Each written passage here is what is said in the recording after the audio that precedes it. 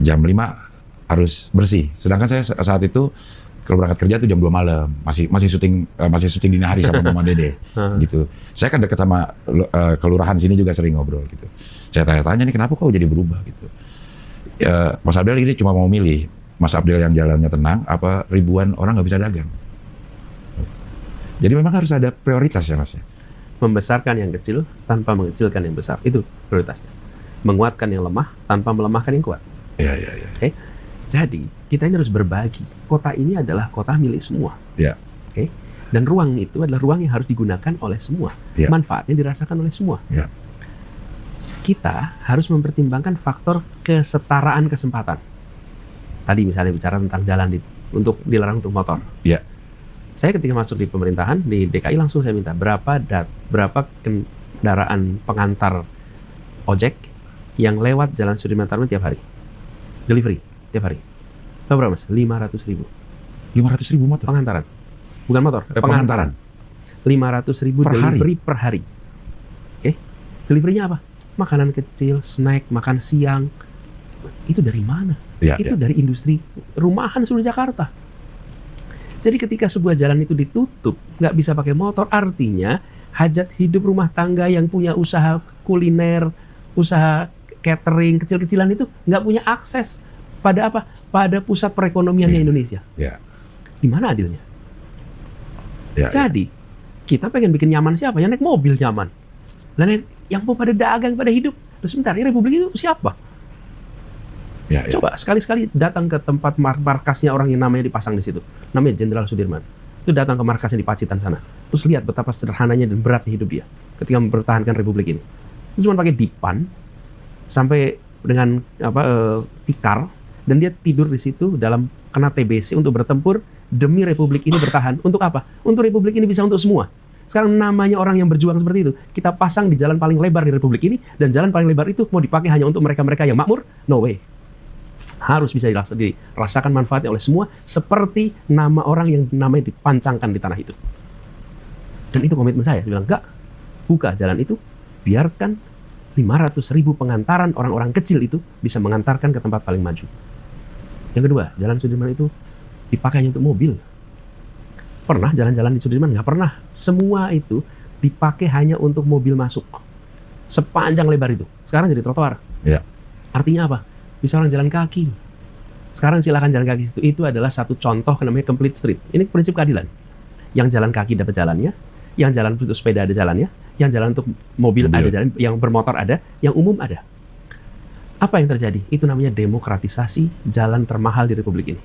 Cari tanah yang lebih mahal dari Jalan Sudirman. Nggak ada. Itulah tempat yang paling mahal di Republik ini. Terus tempat itu dinikmati oleh siapa? Ya hanya mereka yang bisa bekerja di situ.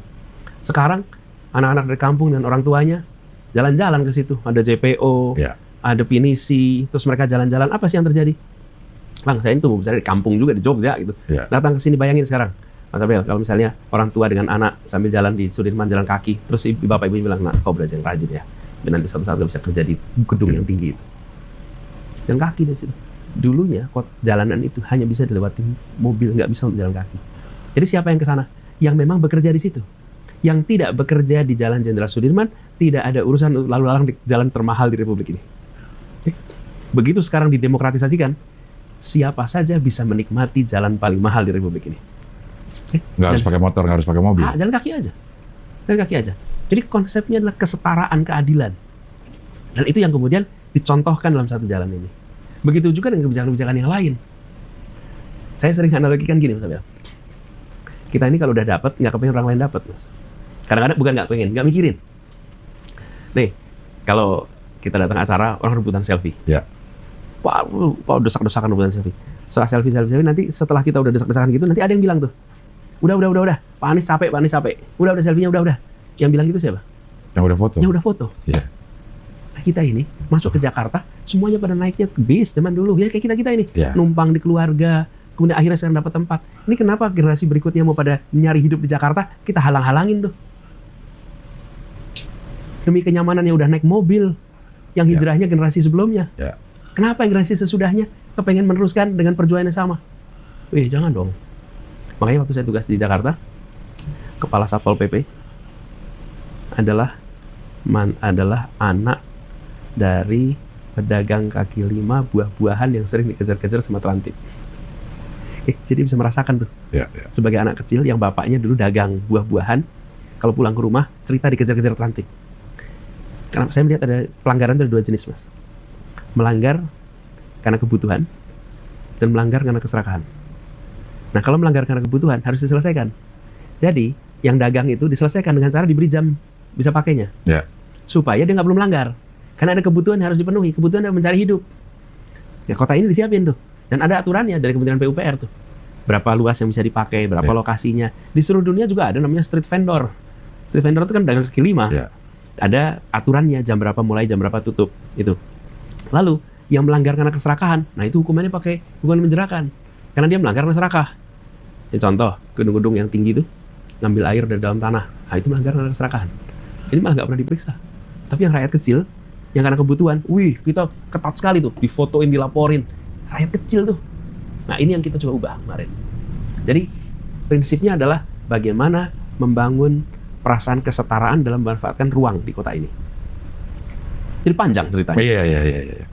Jadi panjang, dan itu saya bisa terusin lagi tuh. Taman juga begitu. Teman-teman tahu taman kita kan? Iya. Taman-taman kita itu Petra itu termasuk atau taman-taman kota? Termasuk semuanya. Itu sering dirancang sebagai garden. Dan nggak boleh masuk dulu. Sekarang kita ubah jadi park. Paling gampang lah, Monas tuh. Ya. Monas gede-gede gitu. Saya datang ke Monas sore hari. Lihat ini, duduk aja ngeliatin siapa ini di situ. Itu anak-anak dari kampung-kampung sekitar Gambir, Senen, Kebon Sirih, Tanah Abang. Itu anak-anak pada main di situ. Mainnya di mana? Di konblok tuh. Iya. Nggak pada main di rumput. Kenapa? Dilarang menginjak rumput. Iya, nggak boleh nginjak rumput. Pertanyaan saya, kenapa nggak boleh diinjak? Karena taman sebesar itu ditempatkan sebagai garden. Garden itu untuk ditonton. Kalau park untuk bermain. Ya. Di seluruh dunia kota-kota besar itu di tengah kotanya namanya park. Sehingga warga bisa bermain. Nah konsepnya diubah tuh. Jadi supaya apa? Yang pada main di situ tuh yang rumahnya nggak luas. Yang rumahnya luas nggak usah main di Monas. Pada punya halaman di rumah masing-masing. Tapi bagi rakyat kebanyakan yang tinggal di kampung-kampung, anak-anaknya perlu tempat bermain. Dan kita harus menyiapkan itu tadi.